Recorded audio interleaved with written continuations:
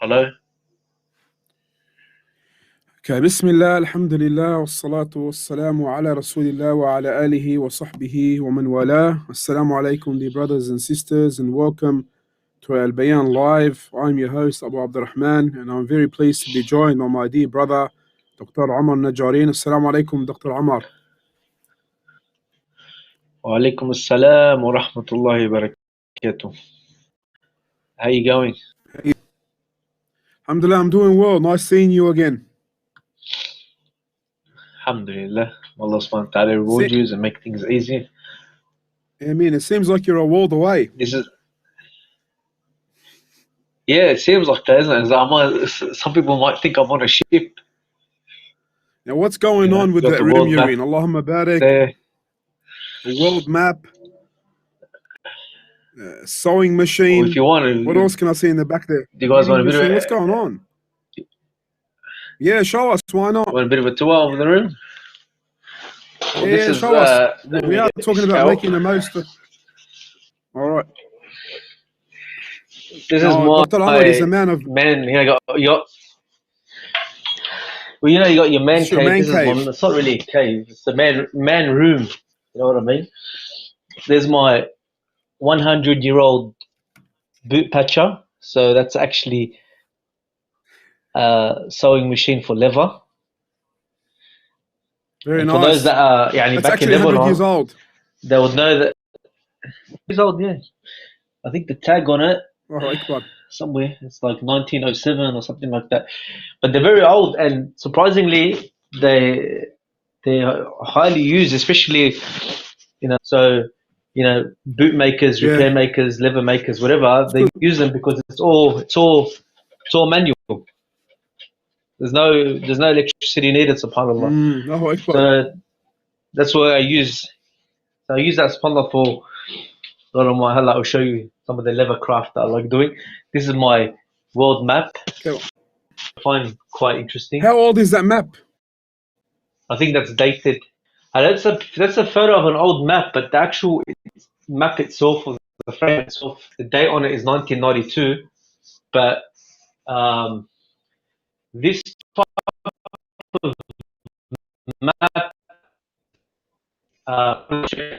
there's different types of maps around the world. Like if you look at Greenland, that's Greenland there. Yeah. It's almost the size of America and Canada put together. But that's because look at Australia compared to Greenland. So it's not to scale, because when something's a globe and you stretch it out, that sort of is like a stretched out version of the globe. So towards the top of the map becomes a lot bigger, becomes really, really stretched out. So it's not a true indication of scale, because you don't forget getting something circle or a sphere and you're putting it flat. Everything from the top, as you're stretching the top, everything becomes bigger.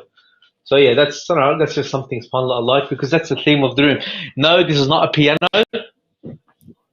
For those that brothers that walk in, they go, Akhi, fi Allah, you've got a piano. That's my antique desk. I picked this off a deceased estate. So that surprisingly, they used to make things this old. So this is a desk, so it's got a writing desk. So that slides out to give you more room. And you've got all these little, subhanAllah, drawers and even little hidden compartments for stashing stuff. And down as an antique desk, or is it actually antique itself? No, it's antique. I think 1940. That was 1940. As you can tell, I'm into that. Very nice. Antique stuff. See, this is another one. This is antique too. I even see those switches. When's the last time you saw a switch? Interesting. So this is I think about 50, 60 years old length. They used to build. It's amazing, with stuff. This is a painting, right? You won't be able to see it, but that's a 3D painting. the paint or the acrylic, the way it actually fit. SubhanAllah. So that's an antique painting there. That's of some boat. Allah Alam from where. That's not that old, there we but go. more of a replica. What are you going to use? Chinese calculator. And Okay. someone actually told me they went I don't know, something like that's 5 and then move that across becomes 10, but it actually is a functioning calculator. And in China they actually use it in high school, in high schools as a normal calculator. Surprisingly, it does everything.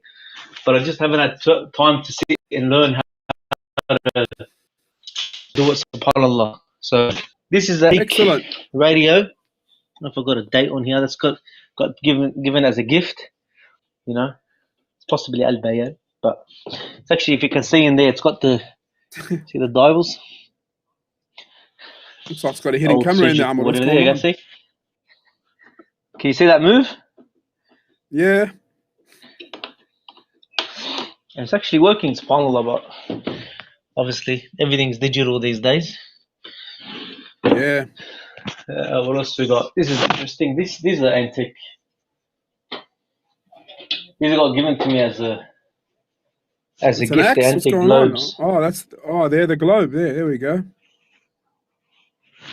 Yeah, I'll show you the axe later. This thing, this is my favorite. This here, this is what they used to do. Wait, I put that on there. If you put it somewhere you can see it a bit better. This is a scale. Scale, yeah. And this is actually made in Australia. Again, probably about 50 years old or so. So what they used to do, let me just get that opened up. It's sort of fallen apart, but see, these are the weights, right? Yeah. So these things here would hang from the scale, and then you'll put these weights on one side, and each weight, like that's, I don't know, it's got 1,000 G's, GN. I'm not sure what type of weight measure that is, but grams. That's the way they used to. Apparently, they used to have them in jewelry shops. So, again, old, relatives or whatever that's come over and have seen this type of stuff, they go, "Oh yeah, we remember, the jewelry shops they used to measure. They used to use that type of stuff." SubhanAllah. This is the axe. This is where the leather craft comes in. So again, it does. There we go. This is an antique axe head. And apparently, the way is by tapping it. And so what that means is like drop forge and smashing it to tighten up all the, it's got like little codes on there, numbers, serial numbers. But this is actually a thing where they get axe heads, and they I didn't put the handle on there, but they refurbish them, and subhanAllah, become collector's item. What else we got here? This is more modern day stuff. That's a 3D printer for 3D printing. Pretty much. Yes. Pretty much everything. That's an example of a 3D printed item. Now that's supposed 3D to be. Printed, is it? Yeah, that's 3D printed there. Now that's supposed to be a dust extractor to sit on top of a motor for a CNC machine. So I'll explain that later. But that's what pretty much 3D printing. That's what you get for 3D printing. So you guys design it, and then it'll put layers down. You can see them, the layer lines, and pretty much, you can 3D print pretty much anything. This is my new toy. So this is actually get this stuff out of the way. And that. There we go. This is a CNC. It's CNC What's machine, that? so desktop CNC. So it does engravings and carvings. So, Okay. for example, if I'd seen it earlier, this is example of an engraving that's been painted but still needs to be fixed. That's for my daughter. See Mariam's room. So it does engravings, it does carvings, it does shaping. Normally these machines are a lot bigger, but this is like more of a desktop style, you know. So like even doing clamps, for example, that you need to hold, you can 3D print clamps. See this structure here, that's 3D printed, that's to hold them because it needed to upgrade the motor. So you need to get a 3D printed part. So again, designing, developing, it's fun. This is what's enjoyable. These are all skills. You know, look at the workbench, all the little tools that you know, that you use in each tool. SubhanAllah has a certain use and a certain purpose. You know what I mean? That's what's interesting. That's what Yes. we talk, like, you know, have a hobby, have something that's interesting, something that keeps you going, something that, you know what I mean, makes you pretty much makes you happy, keeps your mind occupied. You know, Well, this is that the was storage of that, all the leather stuff. yes, that was But the yeah, then beautiful. Yeah, that was the aim so of like we said, like a our person. presentation for tonight. Yeah, continue, Get please. back in my. You know, in Nadal, they call this a captain's chair. Well, it suits you, mate. You are the captain. Captain's chair for your. There's no That ship, was but a very nice tour, Dr. Omar. But what we need to do next time, inshallah, send some cameras out here and do it item by item, inshallah. And that way, maybe inshallah. people will benefit from it. And as while we're discussing these topics, and you've given talks about hobbies before, and hobbies in Islam and making the most of your time. It is a school holidays. This is our topic for tonight, making the most of your school holidays, especially to give our parents, our carers, we can say, ideas away from devices, because, you know, most of the kids were homeschooled and they're on their devices. So many parents I've heard say, I would just want to keep them away from the devices for a week or two. So there you showed us a few ideas there that you've gotten into over the years, and some of them are for all ages, some of them for the adults only. How important, Dr. Omar, is it for us to make the most of our school holidays with our children, especially since we are still going through this lockdown period? Yeah, I think, see, the thing is, and everyone has something going on, a hobby, and be it the family likes cooking or, you know, activities or whatever. It's always important that there's always something going on in the house. That's what I believe. There's always a goal. There's always something to look forward to. You know, be it that you decide to do a garden bed with your family together as a project. You know what I mean?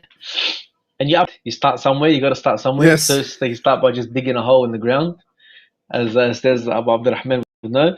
But then you get advanced and you start, you start increasing and you think you're doing really, really well. Your kids are excited, you know, and then you realize, you know what, no, I can do this better. I can, you start learning about different techniques, and it's these are life skills, regardless of anything. These are life skills. And I always say that Islam, promoted in school, we do a lot of art and craft.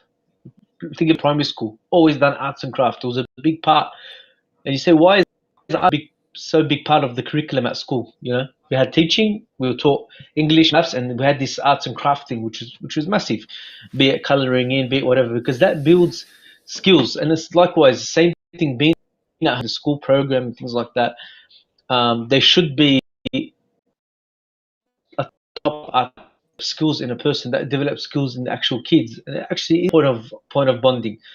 And again, people think that Islam doesn't promote arts and craft or doesn't promote skills or whatever. That's actually wrong. If you look at the prophets, radiallahu anhum, alayhi salam, all the prophets, they had skills. You know, be it the skills that majority of them was with their hands. Be it they were, as we mentioned, there were carpenters, for example. And carpentry, it has a lot of skills. It wasn't just necessarily making things. It was also carving, designing, developing, whatever it may be. Think about a wagon, a wooden Shepherds, wagon as that they we had know. to build. and shepherds also. So everything was physical, and textiles. That was a big thing. If the Prophet ﷺ once spoke about having clothes that had patterns on it, yani that means someone had to make those clothes. There was textiles involved. There was, sandals and shoes that were baskets. There was a narration of Salman al-Farisi, radiallahu anhu, who used to make weave baskets. Everything has a skill. The problem is that a lot of these things are dying out because we're replacing them with, iPads and with technology and whatever. And so now skills and the sad thing is when you show someone some of these, they get so fascinated as if it's something like should be in a museum. Oh my God, that's so amazing. We're like, well, wait a minute, like these are skills, basic skills that if the Prophet ﷺ used to mend his own clothes or used to sew his own clothes. These are basic skills. Everyone, you remember back in school, you remember sewing class? Like, why am I part of a sewing class? Year 7, year 8, I think it was even compulsory. Cooking classes, they were compulsory. Woodworking was compulsory. Metalworking. How many people think, well, why should I do metalwork? It's that we get everything from overseas anyway. But why does the school put you? And they still adamant. They haven't given those things up because it develops hand skills, develops a mindset, and it develops a person for his life. And to even have that in your house is even more important. SubhanAllah, there's one example here I've got for my kids. SubhanAllah was on the floor. This is an arts and craft thing that we did not too long ago. That's Ali's attempt of an aeroplane. That's supposed to be yes, a wing somewhere. Can you sort of visualize visualize it? Yeah, Ali this is like it's a top of, very nice. Yeah, that's Ali's. But that's the top of, I don't know, the bottom wing is supposed to be like one of those, those planes that do flips and that. But see, that they came in like rods and sheets, and it's like a foam. They call it foam timber, right? They sell it at Bunnings and things like that. They spent, I think, 2-3 days building so many different things. And they give you a little saw, you cut, and then you've got, you got nails you can poke in there. You got screws that you can, that's a screw there you can screw in. So again, it builds those skills, those arts and crafts stuff, and that's something very, very important because, Ali, for those, and Ali's in year 1, for him to come up with that, and it did look a bit better till someone stepped on it, but that's quite good. The other one built a table, another one built a car. Everyone did something, and that's important because that builds imagination, and it gets them away from their iPads. It gets them away from just staring at the screen, or gets them physical. Other things that kids can do is they play games with one another, be it hide and seek, be it they pray. They make up their own games. I know when we were growing up, we used to make up our own games. So playing, educating these kids, this is what helps them. And in one way or another, I always say, like, every skill that a person has, regardless of what it is, you think Sheikh of the Masjid is one skill. Him being the Sheikh, being the Imam of the Masjid, is a skill. But for the Masjid to run, you need every skill imaginable, anything that you can think about. You want to think about painters, carpenters, metal makers, plumbers, electricians, accountants, lawyers, anything that you can think about, the masjid needs. I can't think of one halal profession that the masjid doesn't benefit from, one way or another. Even an event planner. Sometimes the masjid holds an event, they get an event planner. A caterer, masjid holds an event, they need catering. Security, sometimes the masjid needs security guard, brother's security guard. Yani there's nothing that subhanAllah, that you can think about, even to the point of Hajj, that brothers that are hairdressers were shaving the hair of other brothers during Hajj. Again, they're providing a service to the brothers. So it encounters or encompasses any skill that you have, one way or another. You're going to benefit yourself, and you're going to benefit the ummah, one way or another, the ummah of Muhammad sallallahu alaihi wasallam. And so to develop these skills, it takes practice, and it takes that creative mind. And to get that creative mind, it has to start from a young age. So getting the kids involved in these type of things.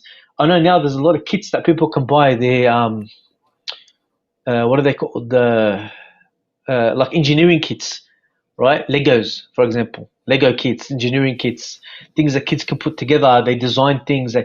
All that, it helps development of the actual child, because they're using not just their mind, they're using their mind, their hands, and their problem solving, and it's very, very important. And so wasting the time, on just iPads all day or whatever, there's no benefit. You're not achieving anything. Yeah, it's all right. It's good to have a balance, a bit of entertainment here, a bit of entertainment there, whatever. But if you can use your time, school holidays, inside and outside school holiday programs, to invent things, design things, make things, obviously within the boundaries of Islam, then subhanallah, you will find that you yourself, first of all, you feel like you accomplished something, you feel better. The kids are excited. They take photos, they send it to grandma, grandfather, tete, juddo, look what we made, whatever. They get excited, they get involved. And especially if it's a project that's going to take a few days, it actually keeps them excited, it actually keeps them going. And it helps the kids. What do they do, Abu Abdurrahman, when they're on their iPads? The kids. Games. Oh, he took my this. Oh, he broke this. Oh, he broke my house in Heather. Oh, he stole this. Oh, he took my diamonds. Oh, شو بعرفني ايش. Oh, they sit there and they argue. Oh, he killed me. Oh, he whatever, what's it called, transported me. So I don't know, I'm hearing all this stuff. I don't know what it means, but it's in there. Virtual stuff. For those that do Minecraft, Allah ainkum, because it's always something going on. Someone breaking something and someone stealing something, but it's there.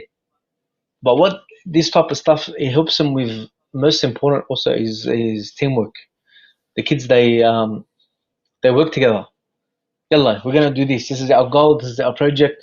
We're gonna start developing it. We're gonna this. We're gonna that, and it helps them build that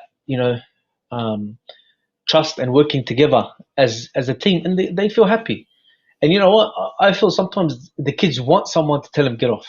They want someone to give them something to do. They want, okay, today we're going to build a house. Oh, we're going to build a cubby house. Here's a bunch of 10 instruments or whatever. It could be something as, right next to me. Some of these got PVC pipes. They're not really hard. Only PVC pipe. You've got connectors at the end. Buy 10, 15, 20 of them. I think they're like $3, $4 from Bunnings. Yeah, let the kids go crazy. Let them build a cubby house and get a big, sheet or something and cover it, and tell them, listen, man, whatever you build, he's gonna sleep there the night. Help them put a light in there. Like, how excited would they be?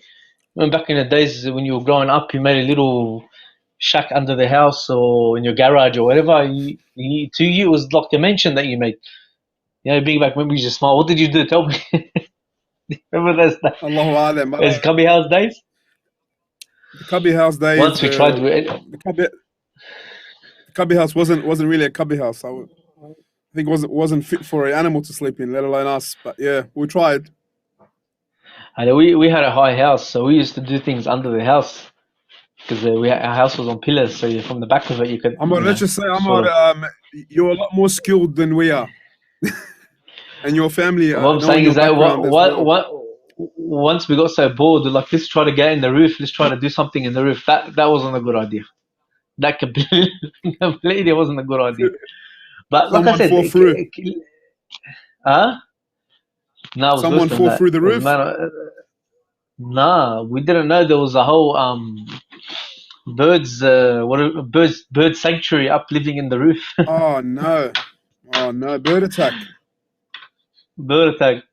So subhanAllah, like I said, but then again, it's climbing trees, bro. Like, come on, how many trees did you climb? How many? How many scars? Like, look, that scar's from that tree. That scar's from that tree. That scar's off the bike that I stacked it off. Those scars on my leg, that's because of me trying to pop a wheelie on my Mongoose BMX bike. Yeah, they're the fun days. They're the things that you look forward to. I used to go out. I used to come back sweating home. you did something, you enjoyed yourself, whatever. Now it's just kids are poking them, get up, they're lazy, they don't want to get up, they don't want to do. They have to get. If the parents that come in are not motivated, how the kids are going to be motivated? If the mum's on the phone, the dad's on the phone, the kids on the iPads, like no one's talking in the house. Have that time out, like have that actual time out. It came a point about a week ago. I realized that with myself that I could be on my phone a bit more than what I should. As soon as I got home, I left my phone in the car. I'll leave my phone in the car. As soon as I got home, I'll turn off my phone, leave it in the car. And I found that made subhanAllah, made a big difference. Made a really, really big difference. 100%. I think that's a good idea. Like have a point where, okay, from this time, phones off, iPads off, and even if it's entertaining, even if it's saying, all right, kids, tomorrow at 7 o'clock, all phones or iPads off, we're gonna have a talent show. Each kid's gotta show me their talent. You know what I mean? Well, kids will go crazy. They'll start preparing, start singing what they're gonna do, whatever.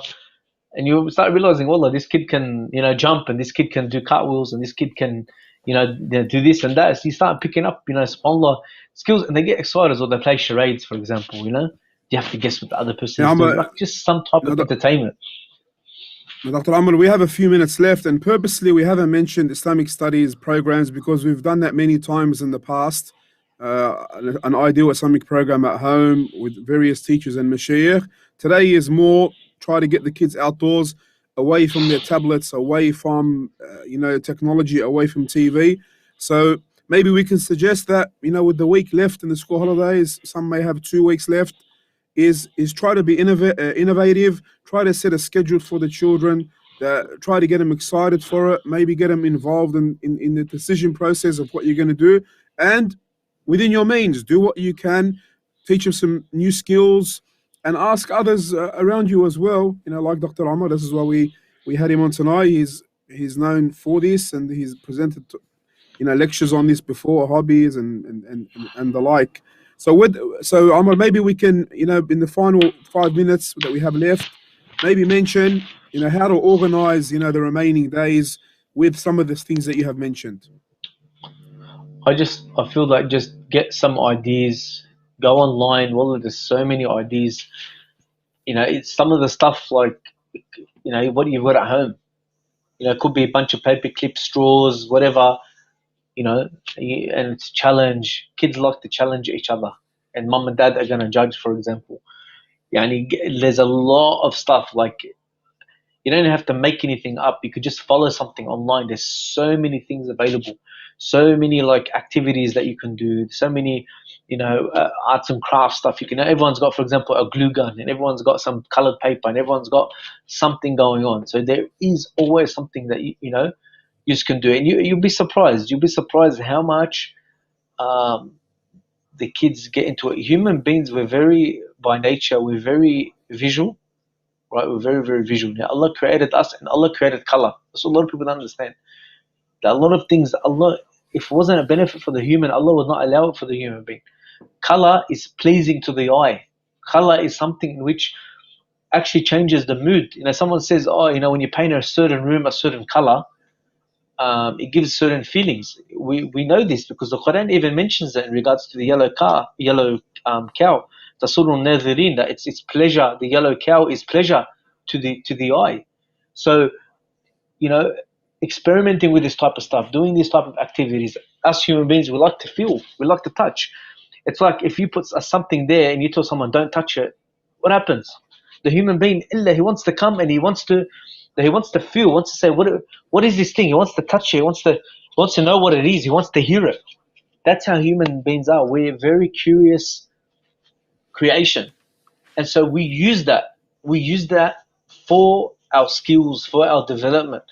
And that's what we say, like subhanAllah, especially some kids, when they're lacking in things, it's always about sensory. It's always about getting their ears working, getting their eyes working, getting their hands, their feeling working. So how's that going to help in study? It helps generally because kids that are fidgety, for example, what do? They give them something to play with their hands. They're fidgety, they can't sit down, they can't read a book, they can't do this, they can't do that. They give them something fidgety to play with, fidget spinners. But they actually were therapy back in the day. to get him something. That's why, do you remember these Nadal in school?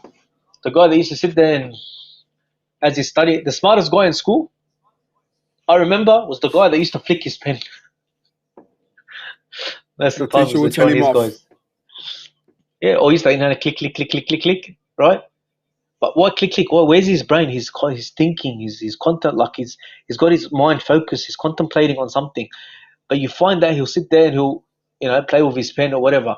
Why? Because that's how we are. We're very visual. We don't realize that when we look at someone, we study someone, we realize that this is what the human being, subhanallah, it likes. It likes to go out in nature. It likes to, smell the fresh air. It likes to, feel the breeze. It likes to swim. Why do people like swimming? They like the water on the skin, for example. We're very sensory. So get those senses working. Get those moods. Even they say salah, right? They say salah. SubhanAllah, I saw a guy the other day. I thought, like, why is this guy praying in the middle of the street? It turns out he was just stretching his back. Then I've done a little bit of research, and I find that a lot of athletes, the way they stretch their back, subhanAllah, is the way of ruku'. I found that, subhanAllah, so amazing. And then there's some stretches for the lower back that actually go as if they're in sujood. Not in sujood, but they stretch their arms out as if they're in sujood. Like, subhanAllah, even our salah is getting us to move in certain positions to trigger these type of senses. So, subhanAllah, especially kids, they love that. They love that type of stuff. Either they're going to get it on a flat screen where they're going to see color, light, this stuff's going to entertain them, but it's going to have no benefit for them. Or they can actually have it physically. And having it physically, they're going to enjoy it a lot more. Now, subhanAllah, I'm finding a lot of people, they're doing, what are they called? Cupcake packs. So they give you the cupcake, they give you everything, and you do the designs, and the kids, they go absolutely insane. They're designing their own cupcake. They're putting the icing on top. They're putting their decorations. And one of the brothers and his wife, they got fruit, right? And you know the Play-Doh, those things that you, like the stars and the moon and all that type of stuff. They actually made kebab sticks with fruit, if that makes sense. So they'll do all these different patterns with fruit without any fruit being chucked away. They put them on a stick, with everything. They design it. The kids went crazy, stars, this, that, whatever, putting it all together, and then they eat it. But that was like to them a whole activity. That's what I'm saying. Keep the kids busy. Keep their senses. Keep their their feeling, their hearing, their seeing, their taste. All these senses. Keep it going. And obviously, people say, well, how come you guys not mentioning Islam? As Abu Abdurrahman mentioned, we've mentioned that 1,000 times before. We're talking about activities, which in a way is related to Islam. In a way, there is always a way you can relate it back to, the religion. As we mentioned, Dr. Omar, we've given programs about setting a curriculum, Islamic studies at home, many times with Sheikh Jamil, Sheikh Arshad, people who have worked in the education field for many years. You can find them on our YouTube channel, Albayan Radio Australia. Dr. Omar, I'd love to speak all night, but we have to wrap it up. Barakallah fiqh for being with us, and inshallah this will be the first of many discussing similar topics to this. Jazakallah khairan. Until next time, assalamu alaikum wa rahmatullahi wa barakatuh.